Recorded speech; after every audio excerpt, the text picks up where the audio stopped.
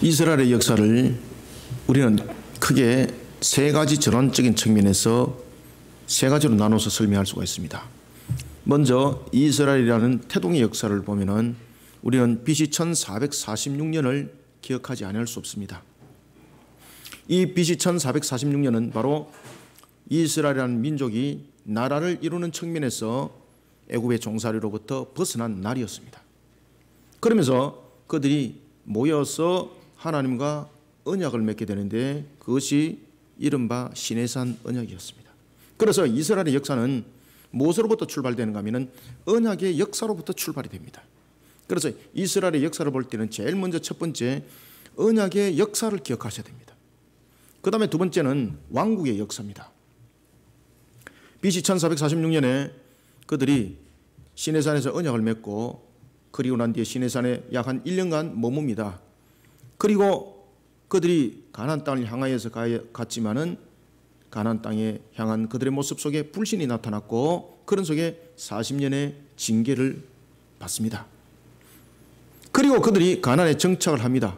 그리고 가나안에 정착을 하여서 약 한 340년이라는 그런 시간을 흐른 다음에 이스라엘의 왕국이 성립이 되는 겁니다. 그때가 바로 BC 1050년이었습니다. 이스라엘의 역사를 볼 때 첫 번째는 언약의 역사를 본다면 두 번째는 왕국의 역사를 볼 수 있어야 합니다. 그런가 하면 이 왕국의 역사가 영원하지 않았습니다. BC 586년에 예루살렘이 멸망을 당하게 됩니다. 치욕의 역사죠. 그래서 이스라엘의 역사는 세 가지 측면에서 우리가 다룰 수 있는데 첫 번째는 언약의 역사, 두 번째는 왕국의 역사, 세 번째는 멸망의 역사인 것입니다.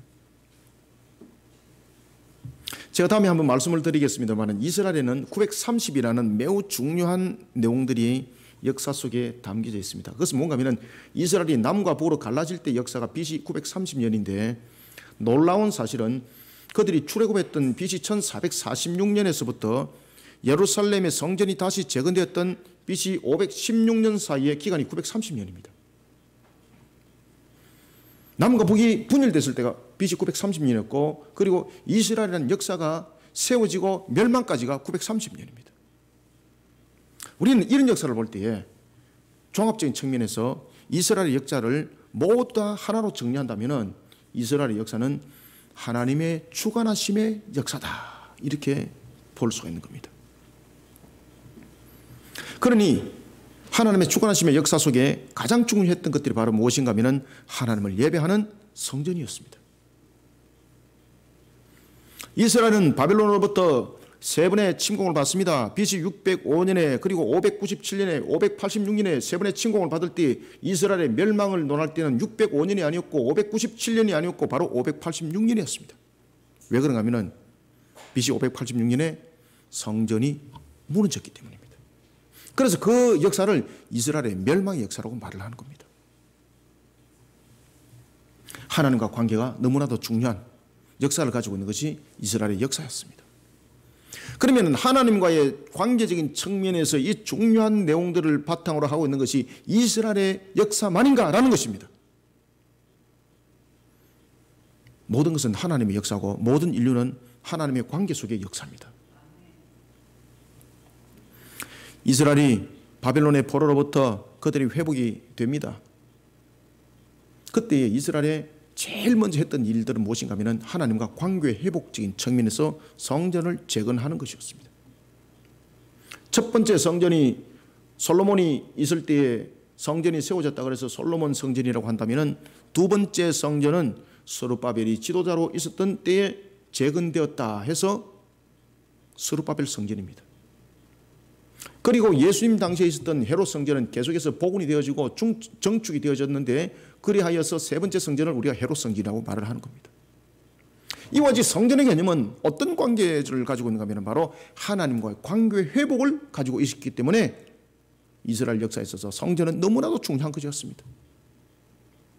시내산에서 언약을 맺을 때도 하나님께서 이스라엘과의 관계적인 측면에서의 예배의 처소를 만드는 언약궤를 그리고 성막을 어떻게 지을 것인가 라는 것에 대해서 조명하셨고 그대로 모세는 그것을 짓게 되는 것. 이 모든 것을 볼 때에 하나님과의 관계라는 것은 너무나도 중요하다는 것입니다.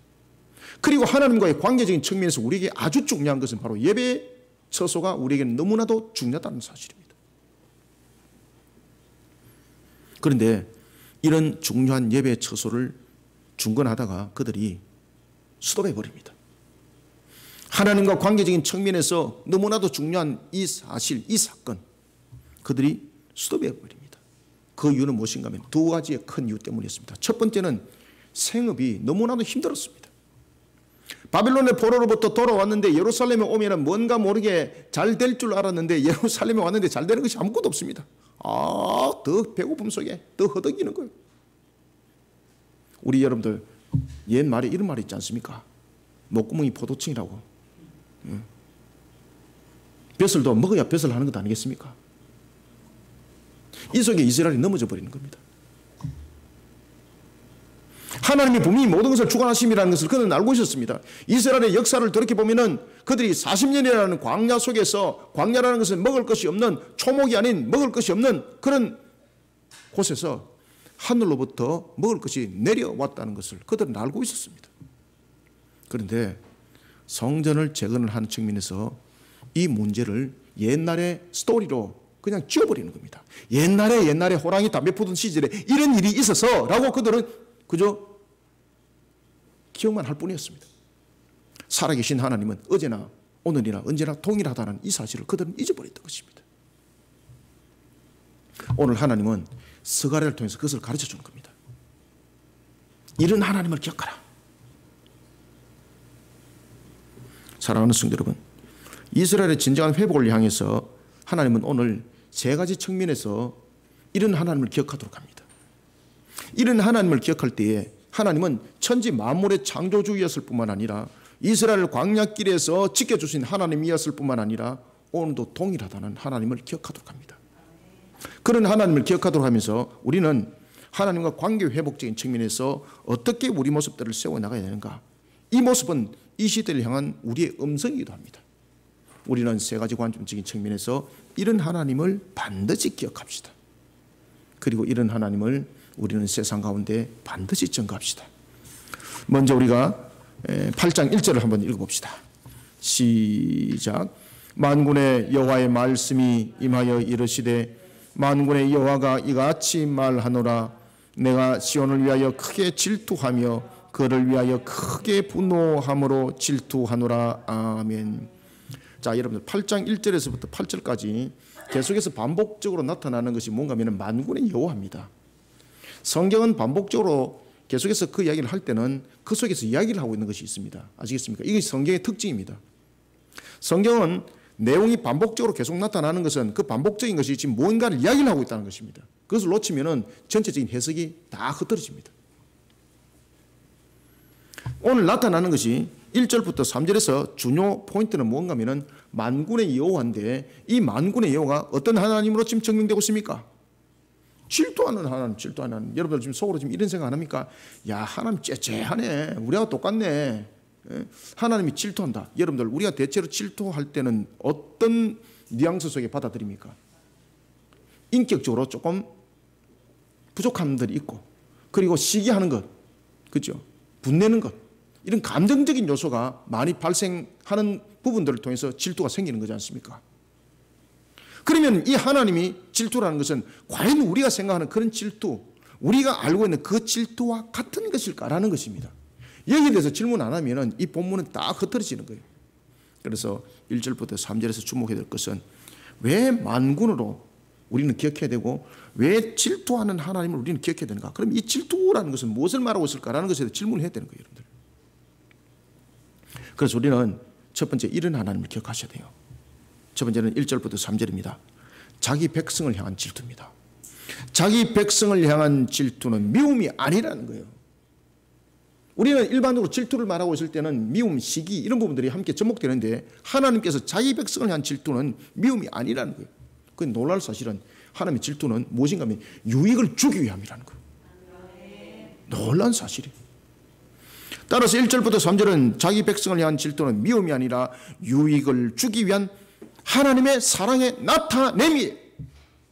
하나님의 사랑의 나타냄이며 이런 하나님은 자신과의 영적인 회복을 일으킬 예배의 진정한 회복을 원하고 계신다는 것을 우리는 기억해야 됩니다. 그래서 하나님이 질투하심으로 나타날 때는 항상 예배와 연결이 되어 있어요. 여러분들. 항상. 그러면 하나님이 왜 그런 부분들로 이런 모습들이 나타나는가 하는 것은 그런 속에 우리를 향한 축복이 있는 거예요. 하나님은 신적 속성상 자기 백성을 생육 번성 충만함 측면에서 아주 극상품의 열매로 맺어지기를 원하시는 분이에요. 그런 축복으로부터 자기 백성이 떠나버리는 거죠. 그래서 하나님의 질투라는 것은 그저 미워서 시기한 측면에서 나타나는 것이 아니라 그를 바로 축복의 통로로 이끌어 유익을 주기 위함이라는 것이죠. 하나님께서 스가랴를 통해서 그것을 가르쳐 준 거예요. 스가랴 선지자를 통해 자신을 계시하고 계시는 하나님, 그 하나님께서 계속해서 사용하고 있는 단어 가운데 하나가 조금 전에 제가 여러분들에게 말씀드렸던 것처럼 만군의 여호와라는 것입니다. 그리고 이런 하나님이 질투하시고 크게 분노하시는 하나님이라는 것이죠. 사람에게 일어나는 질투, 분쟁을 야기시킵니다. 그렇지만 하나님의 질투는 우리가 성경을 잠깐 한번 보면은요, 하나님의 질투는 무엇과 연결되고 있는가 하면은 바로 저주와 멸망으로 연결되고 있었습니다. 그러면 하나님의 백성을 향한 질투는 과연 저주와 멸망으로 연결될까라는 것입니다. 분명히 출애굽기 20장 5절과 그리고 에스겔서 35장 11절에 보면은 하나님의 저주를 불러일으키면은 곧 그것은 심판이요 멸망이었습니다. 그러나 자기 백성을 향한 하나님의 질투는 잘 분석하셔야 됩니다. 이 속에는 우리를 향한, 자기 백성을 향한 하나님의 사랑이 숨겨져 있었습니다. 여기 대해서 야고보서 4장 5절이 잘 말해주고 있습니다. 야고보서 4장 5절은 이렇게 말하고 있습니다. 너희는 하나님이 우리 속에 거하게 하신 성령이 시기하기까지 사모한다 하신 말씀을 헛된 줄로 생각하느냐. 아멘. 여러분, 하나님은 스가랴 선지자를 통해서 왜 자신을 진노의 하나님, 왜 질투의 하나님으로 그 모습을 전개했을까요? 그 답은 신명기 29장과 신명기 32장에 보면 답이 있습니다. 이스라엘 백성들이 출애굽했습니다. 이스라엘 백성들의 처음의 역사는 언약의 역사라고 제가 서두에 말씀드렸습니다. 그들의 시내산에서 머물러서 제일 먼저 하나님으로부터 받았던 것이 바로 법도와 규례와 율례였습니다. 그런데 그 법도와 규례와 율례를 받을 때에 그들이 나타났던 한 상황이 있었습니다. 어떤 상황이 나타났습니까? 우상 숭배를 하는 모습이 그들 속에 나타났던 것입니다. 따라서 신명기 32장 16절은 이런 말씀을 줍니다. 그들이 다른 신으로 여호와 하나님의 질투를 일으키며 가증한 것으로 여호와의 진노를 격발시켰도다. 여호와의 질투는 왜 일어났는가? 바로 우상 숭배였습니다. 하나님을 예배하는 것이 아니라 우상을 숭배하는 측면에서 나타났던 바로 한 요소였습니다. 여러분들 이스라엘 역사를 보시면 멸망의 역사, 첫 번째가 언약의 역사고 두 번째가 왕국의 역사고 세 번째가 제가 멸망의 역사라고 그랬습니다. 그죠? 언약의 역사, 왕국의 역사, 멸망의 역사. 이 멸망의 역사가 BC 586년에 멸망의 역사가 일어났는데 왜 그들이 멸망의 역사가 일어났을까요? 왜 성전이 무너졌을까요? 성전이 무너짐의 원인이 무엇이었을까요? 우상 숭배였습니다. 우상 숭배. 여러분들 이 나라 이 민족이 왜 지금 무너지고 있습니까? 삼가 조명하셔야 됩니다. 여러분들요. 우리나라 여러분들 조선시대도 마찬가지입니다. 종교적 분쟁들이 막 일어나죠. 불교와 유교가 분쟁들을 일으키죠. 그러면서 백성들이 얼마나 피폐함 속에 빠져들었습니까? 그렇지만 기독교가 이 나라에 들어와서 한 것은 무엇이었습니까? 생명을 살리는 일이었습니다. 정말로 무지한 자들에게 교육을 가르침이었습니다. 깨달음을 줌이었습니다. 질고 가운데 있는 그들에게 병을 고치는 병원을 열어줌이었습니다. 심령으로 무너진 그들에게 심령으로 세우는 십자가 복음이었습니다. 그런데 우상 숭배에 빠졌던 우리의 모습들은 결국은 식민지였습니다. 이스라엘의 역사가 그랬습니다. 바로 BC 586년에 왜 멸망을 당했는가라는 것입니다. 우상 숭배였습니다. 하나님으로부터 심판이었습니다. 1절부터 3절을 한번 읽읍시다. 시작. 만군의 여호와의 말씀이 임하여 이르시되 만군의 여호와가 이같이 말하노라. 내가 시온을 위하여 크게 질투하며 그를 위하여 크게 분노함으로 질투하노라. 여호와가 이같이 말하노라. 내가 시온에 돌아와 예루살렘 가운데에 거하리니 예루살렘은 진리의 성읍이라 일컫겠고 만군의 여호와에 사는 성산이라 일컫게 되리로다. 아멘. 시온은 일반적 의미로서 요새, 성, 이것을 시온이라고 말하는 겁니다. 시온은 예루살렘에 대해서 무엇 때문에 하나님께서 진노하고 무엇 때문에 분노하셨겠습니까? 예루살렘을 진리의 성읍이라고 말하고 있습니다. 진리의 성읍이라는 것은 장소적인 측면이 중요하다는 것이 아닙니다. 그곳에 무엇이 있었기 때문에 진리의 성읍이라고 불려지는가라는 것입니다. 그곳에는 하나님의 성전 언약궤가 있었습니다. 그래서 진리의 성읍이라고 불려진 것입니다. 예루살렘 자체가 진리의 성읍이 아닙니다. 예루살렘은 여러분들이 잘 아시는 것처럼 역사적인 측면에서 보면은 다윗이 그곳에 점령하였을 때에 언약궤가 그곳에 없다면 그곳은 진리의 성읍이 될 수가 없습니다. 예루살렘이 진리의 성읍이 된 것은 바로 성전이 있었기 때문이었고 언약궤가 있었기 때문에 진리의 성읍으로 불려지는 것입니다. 하나님을 예배하는 장소였기 때문에 진리의 성읍으로 불려지는 것입니다. 이런 성전에 마귀와 함께하는 우상 숭배적 요소가 들어오니 하나님이 용서하지 않았던 겁니다. 그래서 시온을 위해서 질투한다고 말하는 겁니다. 이 나라 이민족 위에 십자가로 주님께서 해방시켜 주셨습니다. 그런데 다시 이 나라와 이민족은 이 나라 위에, 이 땅 위에 참으로 헤아릴 수 없는 수많은 우상들이 이 땅을 다시 지배하기 시작했습니다. 제가 80학번인데 우리나라에 80년대에 들어왔던 것 가운데서 학생들과 청년들을 정신적으로 희석시키기 위해서 정부에서 들고 나왔던 프로그램 중에 하나가 있었는데 그것은 바로 국풍 80이었습니다. 저는 아직도 기억합니다. 그러면서 이 국풍 80을 통해서 각 대학마다 굿이 일어나기 시작하는 겁니다. 왜? 굿이 문화라는 거죠. 우리 전통이라는 거죠. 그 전통을 살려야 된다는 거죠.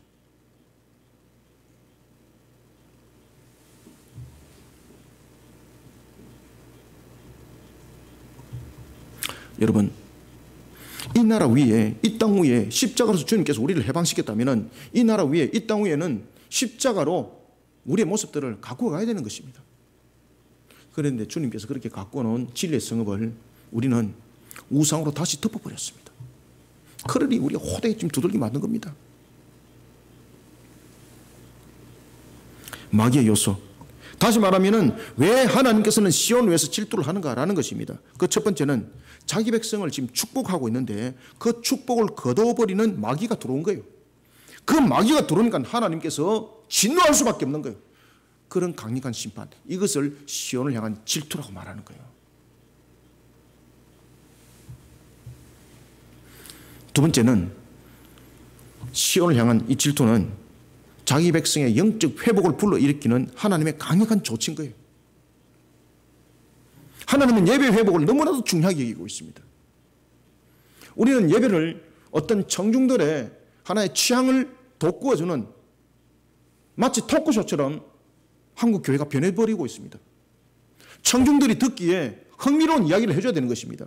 청중들이 듣기에 판단하기에 자신들의 평가 가치가 90 이상 올라가는 것, 이 속에 설교는 초점이 맞춰져 있습니다. 하나님을 예배하는 곳에 초점이 맞춰진 것이 아니라 인간적 요소적인 측면에서 요소가 맞춰져 있습니다. 그러니 하나님이 진리의 성을 향해서 진노하시는 거예요, 여러분들. 예배는 목사가 주인공이 아닙니다. 목사는 하나님의 말씀을 증거할 뿐입니다. 그래서 우리는 에스라와 같은 그런 설교가 되어야 되는 것입니다. 나의 인기를 영합하기 위한 측면에서. 그래서 설교를 끝냈을 때는 목사님 은혜 받았습니다가 아닙니다. 오늘도 하나님을 볼 수 있게 해주셔서 감사합니다. 오늘도 저는 하나님을 만났습니다. 유명한 사람 찾아가서 설교 듣는 것, 그 사람은 이미 우상숭배자입니다. 하나님을 예배해야 됩니다. 하나님을 예배해야 됩니다. 그래야지 아니고 유명한 사람들 찾아가니까 하나님이 진리의 성을 향해서 회초를 드는 거예요. 그런데 이 교회들이 깨닫지 못하는 거예요. 그런데 이 목회자들이 깨닫지 못하는 거예요. 여러분, 우리는 한 사람을 기억할 수 있어야 됩니다. 사울을 기억하셔야 됩니다. 사울이 무명한 사람이었다가 얼마나 유명해졌습니까? 그런 유명해졌던 사울이 예배를 이용해 먹습니다. 하나님이 용서하지 않습니다. 사무엘상 13장 8절부터 14절 보면 하나님을 향한 예배를 자신의 성리의 도구로 사용했던 사울, 하나님의 진노를 격발시킵니다. 그리고 이 일로 인해서 그는 왕위로부터 쫓김을 당합니다. 하나님을 우상 숭배하듯 예배하는 모습은 하나님의 진노를 이끌어낼 뿐입니다. 그러니 웨스트민스터 대요리 문답과 소요리 문답이 제일 먼저 질문하는 것이 무엇입니까? 사람의 제일 된 목적이 무엇인가? 하나님께서 사람을 왜 창조하셨는가? 여러분들, 하나님께서 왜 교회를 두셨습니까? 인기 있는 목사 찾아가라고요? 물론 목사가 설교를 잘할 수도 있습니다. 잘해야 됩니다. 그렇지만 그 속에 설교를 잘하는 것이 아니라 그 속에 하나님을 증거함이 되어야 되는 것입니다.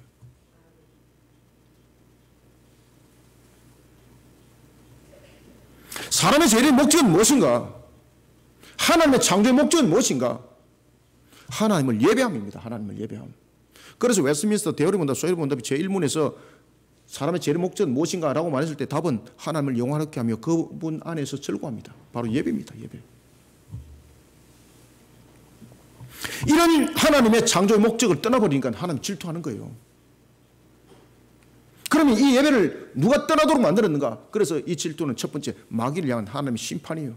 그래서 두 번째는 하나님의 백성들로 하여금 영적으로 다시 재각성하여 하나님을 예배하는 모습들로 다시 되돌리는 것, 이것이 바로 하나님의 질투예요, 여러분들.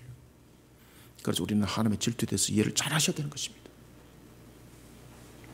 자기 백성을 향한 하나님의 질투는 미움이 아닙니다. 우상을 배격시켜 자기 백성에게 유익을 주게 하는 하나님의 사랑을 담고 있는 것입니다. 우리는 이런 하나님을 반드시 기억해야 됩니다. 그리고 예배를 통해 하나님의 창조 목적을 바르게 세워나가는 우리의 모습들을 반드시 기억하기를 소원합니다. 우리는 두 번째, 어떤 하나님을 기억해야 되는가? 첫 번째는 하나님께 우리의 모습들을 예배 속에 세워져야 된다는 것. 이런 하나님을 우리는 기억해야 된다는 것. 우리의 창조 목적이 무엇인가를 반드시 기억해야 된다는 것. 그런가 하면 두 번째는 4절부터 6절, 4절 한 절을 먼저 한번 읽어보겠습니다. 시작.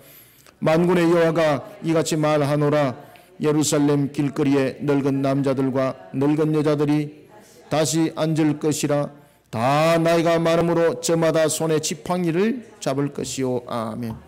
자, 여기서 이제 주목해야 될 것은 늙은 남자인데 복수 쓰고 있죠. 늙은 여자인데 복수 쓰고 있죠. 그런데 이들이 지금 손에 무엇 들고 있습니까? 총 들고 있습니까? 칼 들고 있습니까? 지팡이는 무엇이죠? 의지하고 있는 겁니다. 의지하고 있는 거. 방금 뭐라 그랬죠? 네? 아, 지팡이는 나무다. 야, 역시 역시 신앙이 청순하니까 때묻지 않으니까 때묻지 않은 자연 그대로. 야, 저는 이제 답을 그렇게 할 줄 몰랐습니다. 저는 일단 지팡이 이러면은 이제 신학적으로 여러 가지 이제 학문적인 측면에서 또는 성경적인 측면에서 생각하고 있는데, 저는 지팡이 막대기. 아, 예, 할렐루야. 아름답습니다. 의지하고 있다는 거죠. 의지하고 있다는 거. 그 다음에 소년들과 소녀들입니다. 그죠? 근데 이들이 그 뒤에 뭐라고 쓰고 있습니까? 거리에서 놀고 있는 거예요. 여러분들, 이 부분들에 좀 공통점들이 있습니다. 이 속에 하나님이 우리에게 지금 말씀을 하고 있는 것이 있어요. 4절부터 6절은 우리는 두 번째, 하나님은 자기 백성과 함께 한다는 거예요. 하나님은 자기 백성과 함께 할 뿐만 아니라 평강을 주시고 새 생명으로 응답하신다는 거예요. 지팡이를 짚고 있는데 지팡이는 의지합니다. 힘이 없습니다. 아이들입니다. 누군가가 치고 들어오면 전부 다 쓰러짐을 당합니다. 평강이 없습니다. 그런데 이 내용을 통해서 하나님께서 샬롬을 지금 이야기를 하고 있는 겁니다. 하나님은 자기 백성과 함께 할 뿐만 아니라 평강과 새 생명으로 응답하시는 분이며 우리의 인간적 기준으로 판단되고 제 안에서는 안 되는 분이라는 것을 우리는 기억하셔야 됩니다.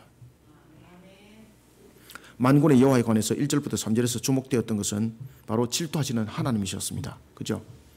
그러면 4절부터 6절을 보면은 늙은 남자들과 늙은 여자들이었고 소년과 소녀입니다.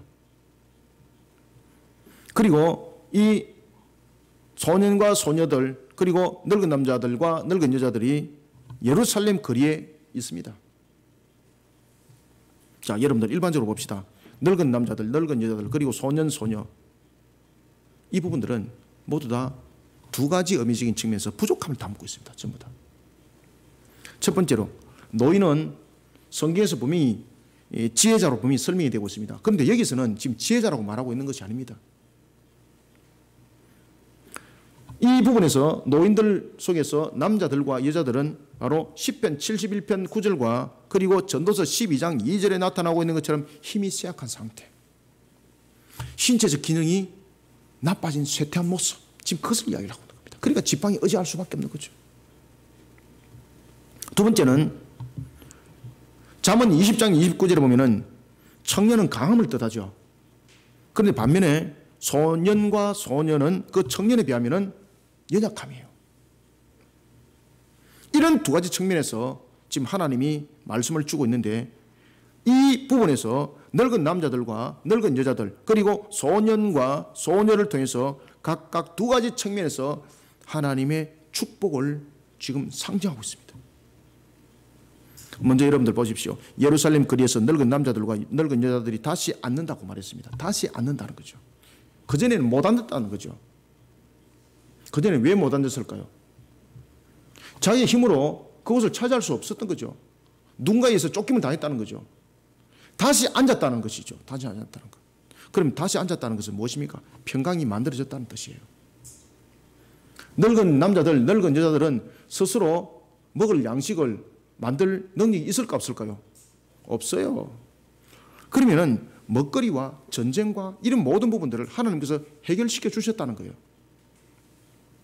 따라서 먼저 첫 번째로 전쟁과 기근으로부터 잃어버린 그 평강을 하나님께서 다시 되찾아주는 축복을 했다는 겁니다. 두 번째는 이와 같은 늙은이들의 손에 지팡이가 잡혀 있다는 것입니다. 말 그대로 연약한 모습입니다. 누구도 이길 수 없습니다. 다시 말씀드리면은 이 말씀은 외부로부터 위협을 당하거나 침노당하지 않도록 하나님께서 평강한 상태에서 장수를 누릴 것을 축복하셨다는 거예요, 여러분들요.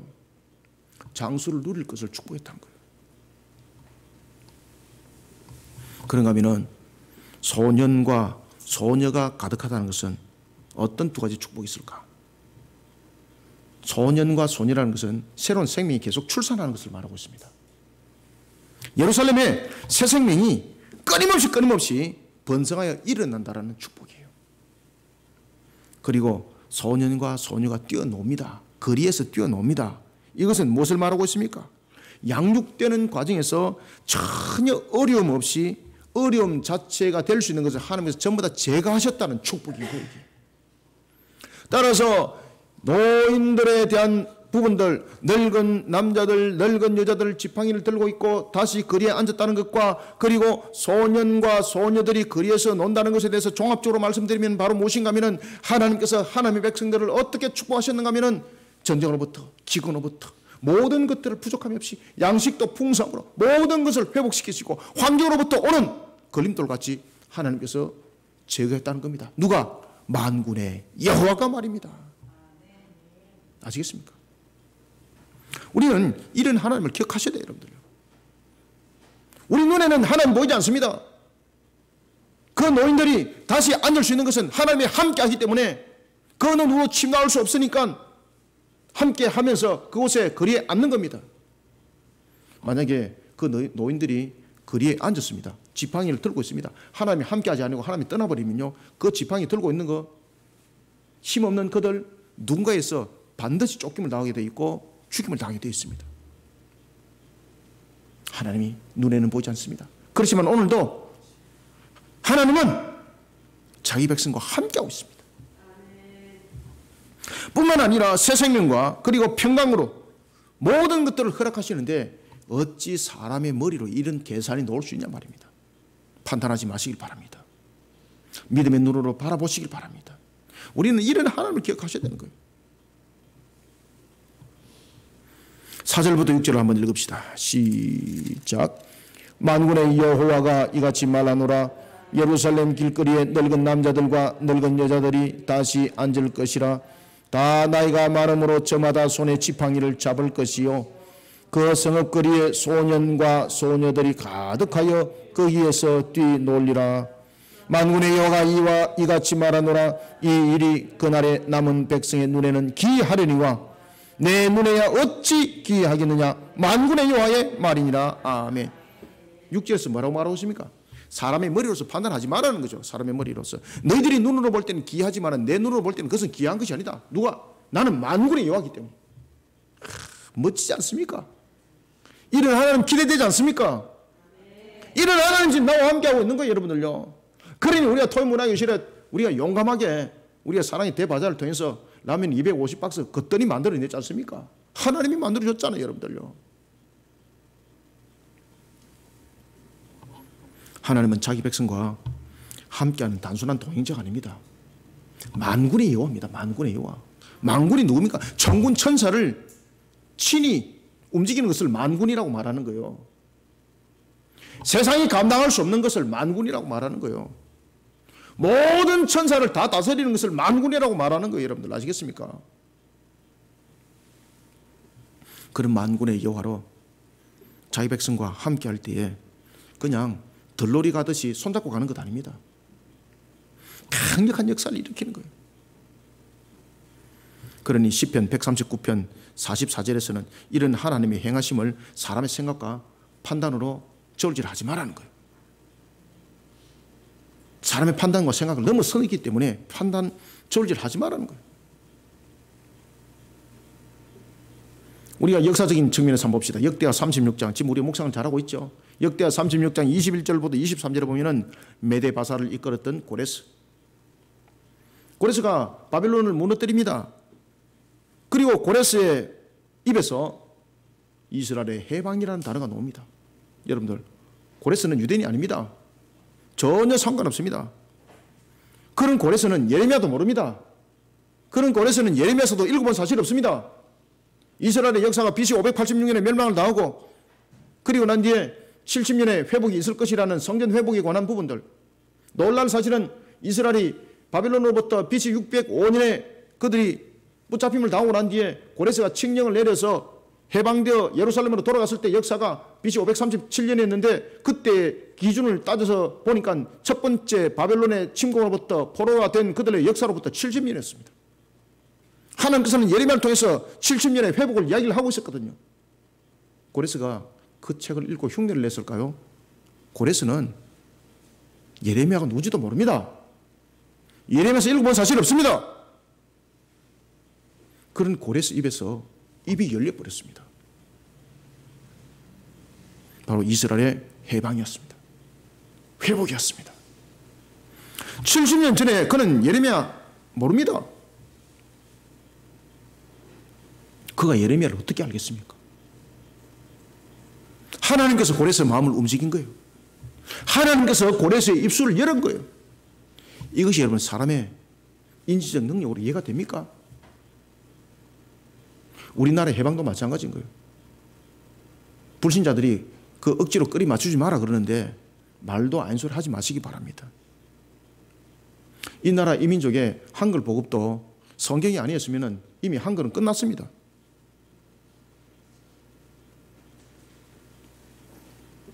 하나님께서 모든 것을 만들어 가시고 움직이셨습니다.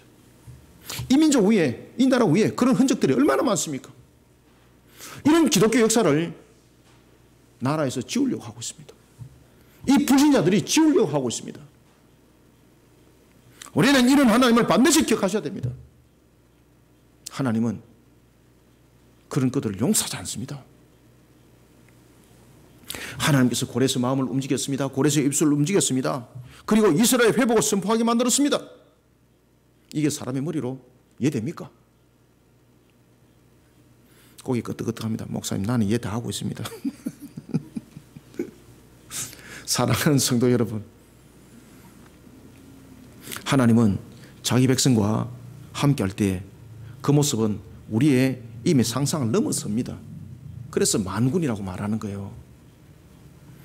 천지 만물을 창조하신 전능하신 그 모습입니다. 여러분들, 우리는 천지 만물에 대해서, 우주 창조에 대해서 우리는 해법을 가지고 있습니까? 그 문제에 대해서 답 가지고 있습니까? 하나님은 그냥 간단하게 창조했습니다. 있으라 하면 있은 거예요. 창세기 1장은 증거합니다. 있으라 하시면 있었고 그대로 된지라. 아멘. 그 하나님이 자기 백성과 저와 여러분들과 지금 함께하고 있습니다. 여러분들요, 안 기쁘십니까? 한 번만 눈이 초롱초롱하고, 여러분들 손에 지팡이를 잡고 있는 늙은 여자와 늙은 남자와 늙은 여자들, 그리고 성읍의 거리에 있는 소년과 소녀 볼품 없습니다. 이름도 없습니다. 유명하지 않습니다. 하나님 백성들이 유명하지 않습니다. 세상 사람들 볼 때에 가치도 없습니다. 그렇지만은 하나님은 그런 우리와 함께합니다. 전능하신 능력을 가지고 계신 그 능력으로 하나님은 함께합니다. 그리고 그 모든 문제에 대해서 하나님은 형통으로 해결해 나가십니다. 하나님은 자기 백성과 함께할 뿐만 아니라 이와 같이 평강과 새 생명으로 응답하시는 분입니다. 우리의 인간적 기준으로 판단하고 제한하고 저울질해 내지 맙시다.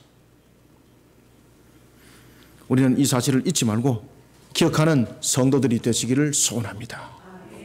세 번째는 우리가 어떤 하나님을 우리는 기억해내야 될까? 7절을 한번 읽겠습니다. 시작. 만군의 여호와가 이같이 말하노라. 내가 내 백성을 해가 뜨는 땅과 해가 지는 땅에서부터 구원하여 내고. 아멘. 자, 8절, 7절부터 8절에 보면은 이 만군의 여호와가, 죄송합니다. 제가 만군이 이래서 친구처럼 이야기해서 죄송합니다. 하나님 용서해 주시기 바랍니다. 만군의 여호와가 우리를 향해서 세 가지 모습 측면에서 7절, 8절 나타납니다. 구원해내시고, 인도하시고, 거주하게 하시고, 그죠? 자, 구원해내시고, 네 알아서 해. 이것이 아니죠. 인도해내시고, 네 인도해 주신가 이다음부터 네가 해. 이거 아니죠. 어떻게 하시고? 거주하게 하시고. 거주한다는 것은 무엇입니까? 먹을 거리 모든 것을 함께 책임지십니다. 그저 구원하는 것으로 끝나는 것이 아니라는 거죠. 모든 것에 대해서 하나님께서 모든 것을 만들어 주신다는 거죠. 이런 언약의 하나님을 기억하시길 바랍니다. 따라서 우리는 마지막으로 7절부터 8절을 통해서 하나님은 오늘도 진리와 공의로 다스리고 계실 뿐만 아니라 자기 백성을 향해 언약을 실현해 나가고 계신다는 사실을 기억하시길 바랍니다. 언약을 실현해 나가십니다. 거주하고 부분에서 이 미완료를 쓰고 있습니다. 거주하는 것으로 단회성으로 끝나버리면 그 다음 네가 알아서 해 이겁니다. 그런데 거주하고 측면에서 이 부분들을 단회성으로 끝내지 않고 있습니다. 언약을 지금도 실현해 나가고 있습니다. 하나님 백성인 저와 여러분을 향해서 지금 이와 같이 거주해내고 구원으로 끝나는 것이 아닙니다. 인도해낸 것으로 끝나는 것이 아닙니다. 이 언약은 거주하는 부분에서 연속성을 함께하고 있습니다. 이 언약이 지금도 연속성, 계속성을 가지고 나오고 있습니다. 하나님께서는 하나님과의 관계 회복을 위해 성전을 재건하는 하나님의 백성을 향해서 방금 제가 말씀드렸던 것처럼 세 가지를 약속했습니다. 그래서 여러분들 하나님과 관계 회복을 제일 중요하게 여기시길 바랍니다. 그래서 예배 가운데 나와가지고 목사의 얼굴 쳐다보면서 오늘 목사님 오늘 보니까 왼쪽 수염을 갖다 세 가닥 안 깎았네. 넥타이 지난주와 똑같네. 여기에 초점이 맞춰져가지고 제가 지난주와 똑같은 거 메고 왔습니다. 매다 보니까 지난주와 똑같았습니다. 지지난주와 똑같았고 관심 없게 맸는데 나중에 보니까 그렇더라고요. 여기에 초점 맞춰주시면 안 돼요. 모든 것은 하나님께 초점이 맞춰줘야 되는 거예요. 하나님과 관계 회복이 제일 중요한 거예요, 여러분들. 이런 하나님과 관계 회복적인 측면에서 하나님께서 세 가지를 약속하신 거예요. 그죠? 구원해내시고, 인도해내시고, 그리고 어떻게 하시고? 거주하게 될 것. 그죠? 연속성. 그런데 여기서 하나님께서 이런 말씀하세요. 그래서 예배 관계, 예배 회복, 하나님과 관계가 중요하다는 겁니다. 무슨 말씀을 지금 딱 들고 노는가 하면 이렇게 말합니다. 그들은 내 백성이 되고 라는 부분에서 내 백성이 되는 부분들은 어떤 부분인가? 바로 진리와 공의 속에 세워진. 오늘도 예배가 하나님께 초점이 맞춰지지 않고 저의 얼굴에 초점이 맞춰져 있다면 여러분은 예배 실패함이에요. 그들은 내 백성이에요. 내 백성. 나의 백성이 아니고 하나님의 백성이에요. 하나님의 백성. 에스라는 하나님의 말씀을 가르치고 선포할 때에 자신에게 주목시키지를 않았습니다. 온 백성들로 하여금 하나님의 말씀에 주목시켰습니다. 백성들로 하여금 하나님을 보도록 인도했습니다. 이런 속에 그들은 하나님을 찬양했습니다. 회개함이 일어났던 겁니다.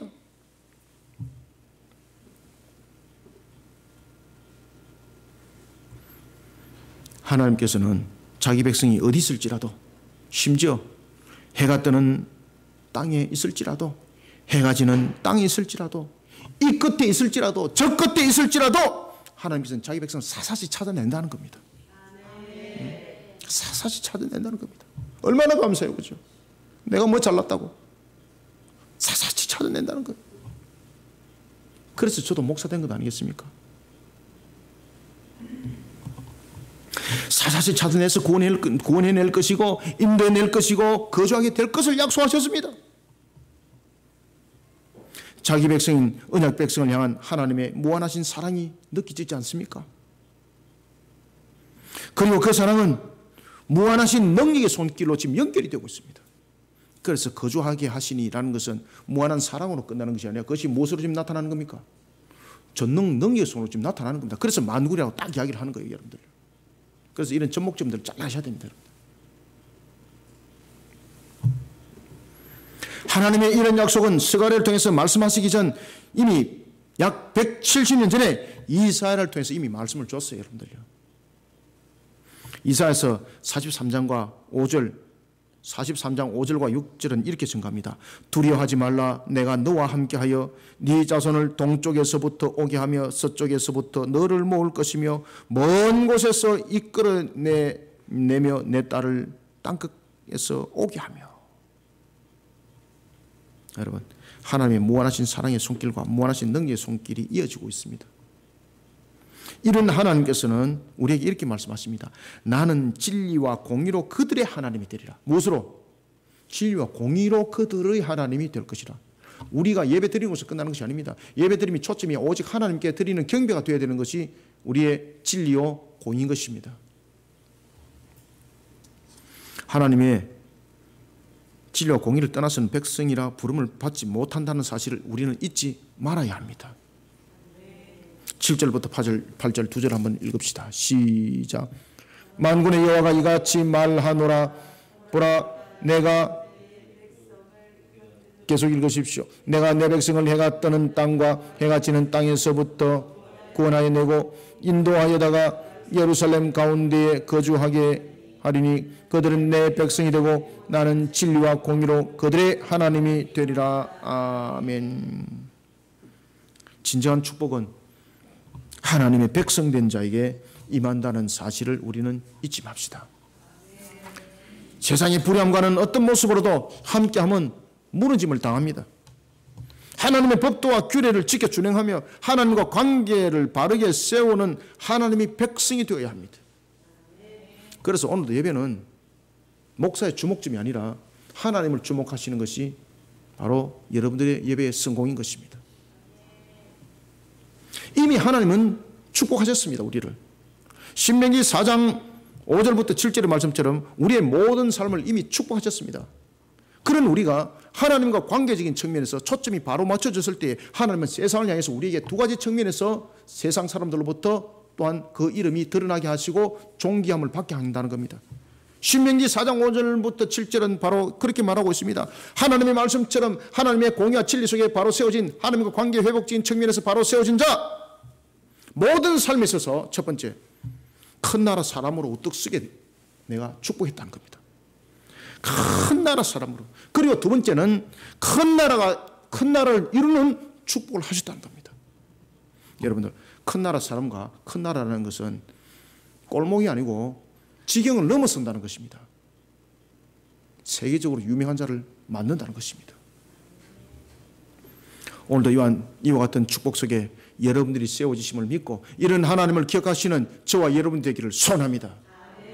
말씀을 맺겠습니다. 하나님과 관계 회복을 위해 성전을 재건하는 이스라엘 백성들에게 몰아치는 위기감 장난 아니었습니다. 삶으로부터 오는 궁핍 장난이 아니었습니다. 외부로부터 오는 위협 장난이 아니었습니다. 도망가는 것이 상책이었고 그 예루살렘에 있으면 먹을 거리 아무것도 없었습니다. 성전 건축하는 것 중단하는 것 맞습니다. 사람의 눈으로 볼 때 말입니다. 그런데 하나님의 관점에서는 그것이 아니었습니다. 지금도 천지 만물을 창조하신 하나님 모든 것을 친히 운행하시고 주관하십니다. 그 권능의 손길로 오늘도 만물을 다스리고 계십니다.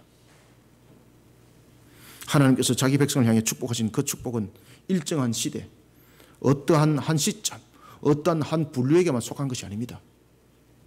모든 시대, 모든 민족, 하나님이 택한 모든 백성들 오늘도 동일하게 역사하고 있습니다.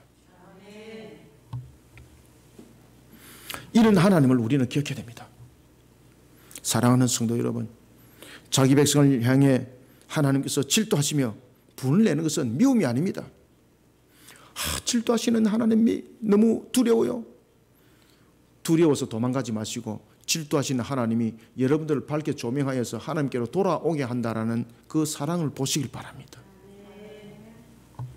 죄악된 것을 끊어버리고 그에게 유익을 주게 한 하나님의 방법입니다. 그곳에는 하나님의 은혜와 사랑이 있다는 것을 반드시 기억합시다. 이런 하나님은 자신과의 영적 회복을 일으키는 예배의 진정한 회복을 원하고 계신다는 것을 기억합시다. 하나님은 인간적 기준과 그리고 판단으로 제한하면 하나님 보이지 않습니다. 그러면 진정한 하나님이 보이는 것이 아니라 마귀가 보이고 세속이 보이게 되어 있습니다. 자기 백성과 함께 하시는 하나님, 오늘도 자기 백성을 향해 언약을 실행하고 계시는 하나님, 우리는 오늘도 이 하나님을 기억하는 우리 성도들이 되시기를 주님의 이름으로 축원합니다. 살아계신 아버지 하나님, 주께서 오늘도 우리에게 은혜의 단비의 꼴의 양식을 부어주시니 감사합니다. 하나님은 살아계십니다. 그런가 하면 질투하시는 하나님은 미워와 질투가 아니라 우리의 죄악된 길로부터 우상 숭배로부터 세속적인 기복신앙으로부터 우리를 바르게 돌이켜 일으켜 세우기 위한 하나님의 방법이었음을 다시 한 번 더 바라봅니다. 그곳에는 하나님의 사랑이 있었고 하나님의 은혜가 있었음을 고백합니다. 이런 우리 모습 속에 참으로 우리의 가진 능력을 가지고 말하는 것이 아니라 우리에게 참 평강을 더해 주시고 또한 우리에게 모든 필요를 풍성함으로 더해 주실 때에 세상 속에도 우뚝 세우신 자 되게 하시고 세상 나라들 모두를 다스리는 그런 자로 세우겠다신 하나님, 오늘도 우리는 이런 하나님을 기억하면서 항상 하나님을 예배하는 속에 하나님의 진리와 공의 속에 우리의 모습들을 바르게 세워나가는 신앙의 근본 있는 자들로 나가기를 소망합니다. 하나님, 오늘도 우리에게 주신 말씀으로 우리를 녹여 주옵소서. 오늘도 주신 말씀으로 우리의 심령을 녹여 주옵소서. 우리의 인격을 녹여 주시옵소서. 우리의 삶들을 녹여 주시옵소서. 이런 속에 우리 성도들이 걸어가는 걸음 속에 주님의 정인의 길이 되기를 소망하며 또한 우리 성도들이 걸어가는 걸음은 주님의 정거물이 되게 하여 주옵소서. 모든 삶을 살아갈 때 주님께서 복된 소낙비를 어떻게 내려주었는지를 세상 사람들에게 밝혀 조명하기를 소망합니다. 따라서 오늘 종이 정한 말씀은 이 한날에선 금의 말씀이 혼과 육과 골수를 찔러 쪼개게 하여 주시기를 소망합니다. 또한 우리 성도들은 이 말씀을 아멘으로 화답받고 오늘도 우리를 향하여 함께 하시는 하나님을 반드시 기억하고 걸어가는 걸음 속에 주의 능력이 되기를 소망합니다. 역사하여 주시옵소서. 예수님의 이름으로 기도드립니다. 아멘.